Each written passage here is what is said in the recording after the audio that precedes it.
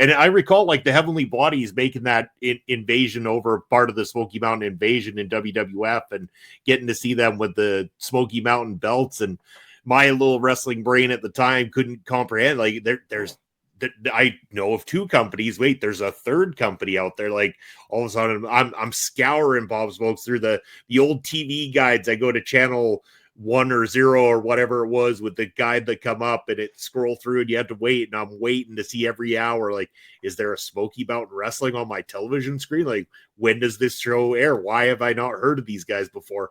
But I was so intrigued by it. I thought this was the coolest thing. There was another company out there. There was a mystique about it. And when they made that invasion, I'm like, man, there's some great talent as well, too, that they brought some of the best of the names from Smoky Mountain Wrestling over there to make that mark with the WWF audience.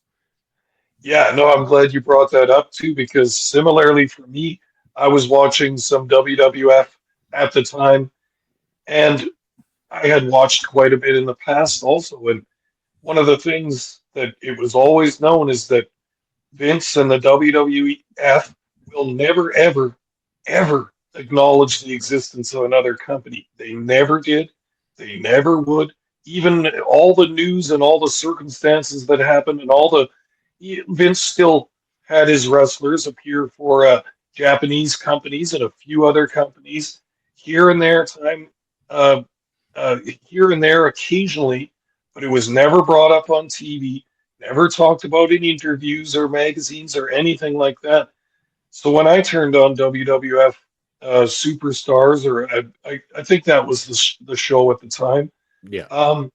and all of a sudden there's Jim Cornette representing Smoky Mountain Wrestling with the Heavenly Bodies, and I was just absolutely aghast. I thought, what's going on here?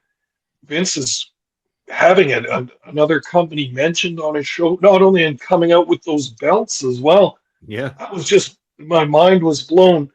And before the internet, and you couldn't really just look this up and see what was going on. I was just stewing about it for so long, wondering what the heck is going on here, and thinking how smart and how influential is Cornette to actually convince Vince to put his product on TV. Absolutely wild. So that was a mind-blowing moment for young Papa Smokes as well.